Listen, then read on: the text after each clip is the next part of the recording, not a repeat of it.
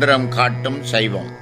சைவ சமயத்தின் முழுமுதற் கடவுள் சிவபெருமான் என்பதையும், சிவ சம்பந்தமுடையது சைவம் என்பதையும், சைவம் சிவனுடன் சம்பந்தமாகுதல், சைவம் தனி அறிந்தே சிவம் சாருதல், சைவம் சிவன் தன்னை சாராமல் நீங்குதல், சைவம் சிவானந்தம் சாயுச்சியமே எனும் மந்திரம் சொல்கிறது.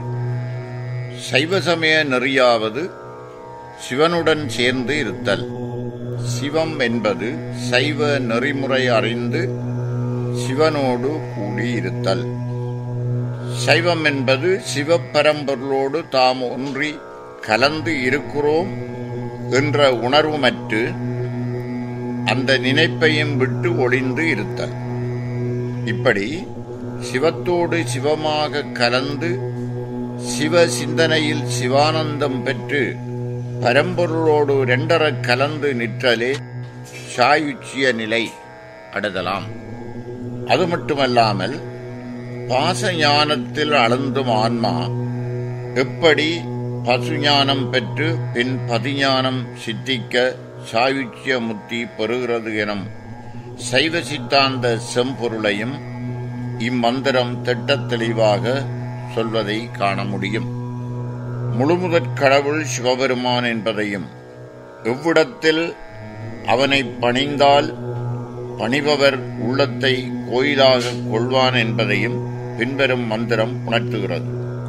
நாடும் நகரமும் நல் திருக்கோயிலும் தேடித்திரிந்து சிவபெருமான் என்று பாடுமின் பாடி பணிந்தபின் கூடிய நெஞ்சத்து கோயிலா கொள்வனே. நாடு நகரங்கள் எல்லாம் நல் திரு கோயில்கள் இருக்கின்ற இடங்கள் என்று தேடிப்போய் அங்கெல்லாம் இருக்கின்ற சிவபரம்பொருளை கண்டு சிவபெருமானை என்று பணிந்து போற்றி பாடுங்கள். பாடி பரவி வணங்கி நில்லுங்கள்.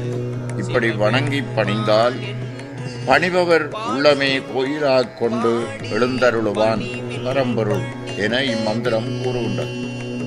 அது மட்டுமல்ல, சைவ சித்தாந்தம் கூறும் முப்பொருள் உண்மையையும் திருமந்திரம் சித்தாந்த சாஸ்திரங்கள் தோன்றுவதற்கு முன்னே கூறிவிட்டது.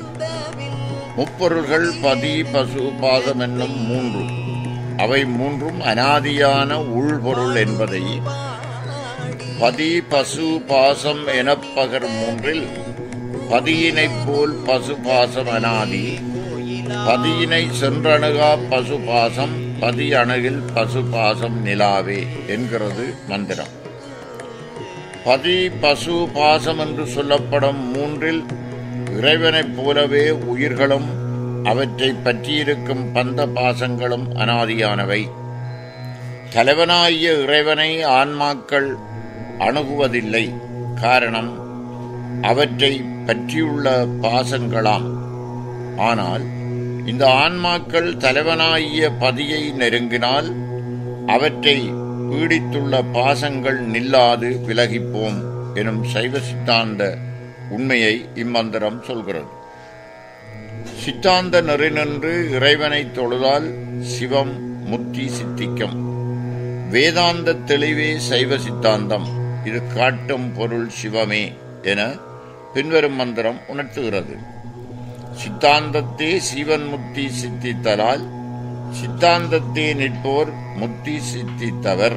சித்தாந்தத்தே வேதாந்தம் செம்பொருள் ஆதலால் சித்தாந்த வேதாந்தம் காட்டும் சிவனையே. சித்தாந்த வழி நிற்கும் சீடர்களுக்கு திருவடி பேரின்பமாகிய முத்தி காட்டுதலால் சித்தாந்த நெறி நிற்போர் முத்தி இன்பம் பெற்றவர் ஆவர்.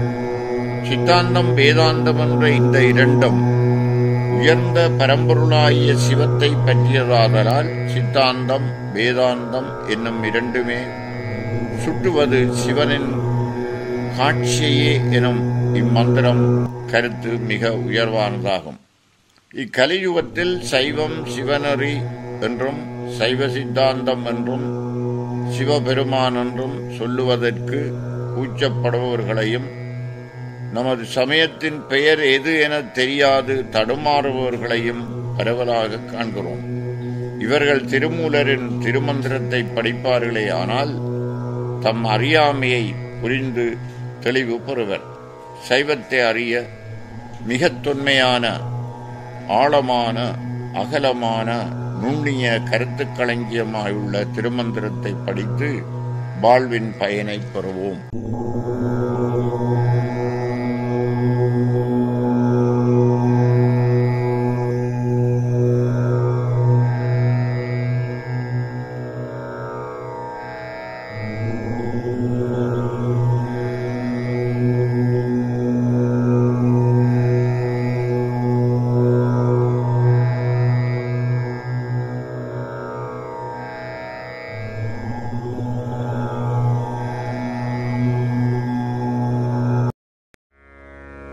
கரியட்ட கையன் கபாலம் கையேந்தி, கரியட்ட கையன் கபாலம் கையேந்தி, எரியும் இளம்பிறை சூடும் எம்மானை, எரியும் இளம்பிறை சூடும் எம்மானை.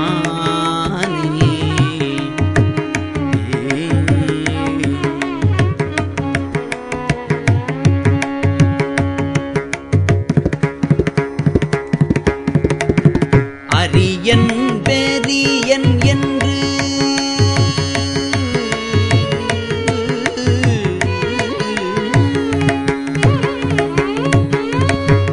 அரியன் பெரியன் என்று ஆட்பட்டதல்லால், அரியன் பெரியன் என்று ஆட்பட்டதல்லால், கரியன் கொல் சேயன் கொல் காண்கின்றிலேனே, கரியன் கொல் சேயன் கொல் காண்கின்றிலேனே.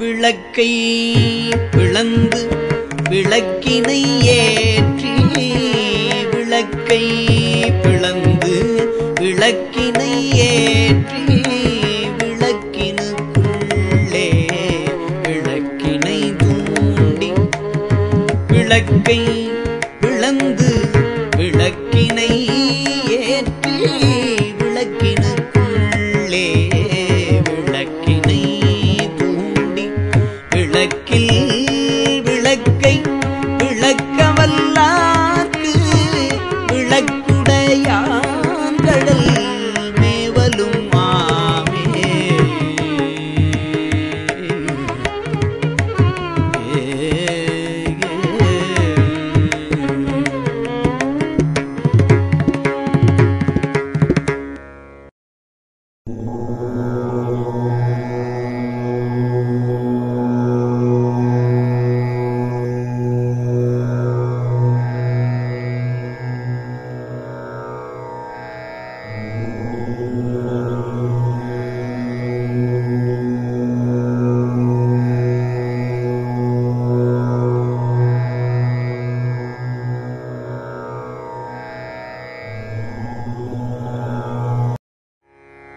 தத்துவம் எங்குண்டு தத்துவன் அங்குண்டு, தத்துவம் எங்கு உண்டு தத்துவன் அங்கு உண்டு, தத்துவம் எங்கு இல்லை தத்துவன் அங்கில்லை, தத்துவம் எங்கு உண்டு தத்துவன் அங்குண்டு, தத்துவம் எங்கு இல்லை தத்துவன் அங்கு இல்லை.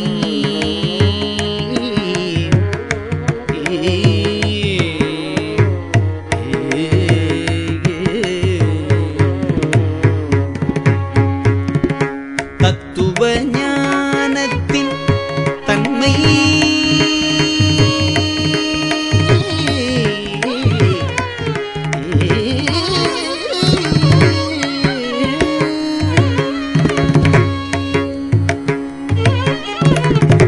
தத்துவ ஞானத்தின் தன்மை அறிந்தபில் தத்துவன் அங்கே தலைப்படுந்தானே. தத்துவ ஞானத்தின் தன்மை அறிந்தபின் தத்துவன் அங்கே தலைப்படுந்தானே.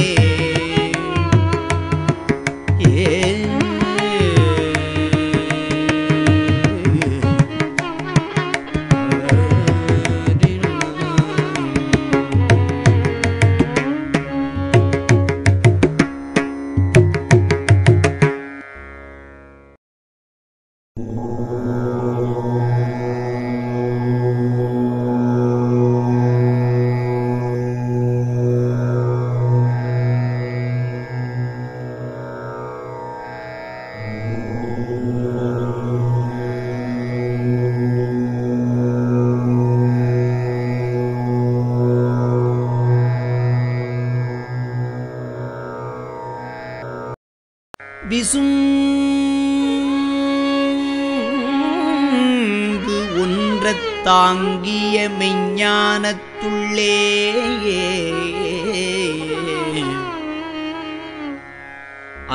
அசும்பினில்கு ஊரும்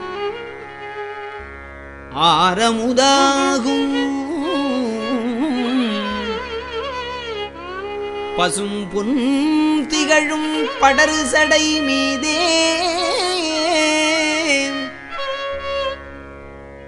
குசும்ப மலர்க்கந்தம் கூடி நின்றானே.